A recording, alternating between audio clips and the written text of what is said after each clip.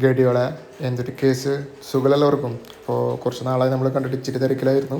അപ്പോൾ ഇന്നത്തെ പരിപാടി എന്ന് പറഞ്ഞു കഴിഞ്ഞാൽ നമ്മുടെ നെയിം റിവീലിംഗ് ആണ്. Jalavasudha aquatics world beneath the water.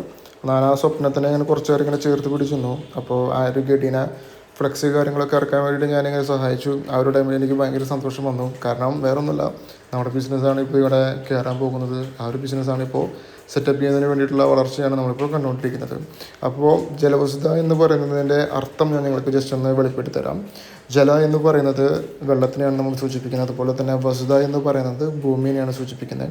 അപ്പോൾ ജലത്തിലും അതുപോലെ തന്നെ ജലത്തിൽ ജീവിക്കുന്ന ഒരു ജീവനും തമ്മിലുള്ള ബന്ധത്തിനെയാണ് ജലവസുധ എന്ന പേരിൽ നമ്മൾ അറിയപ്പെടുന്നത്.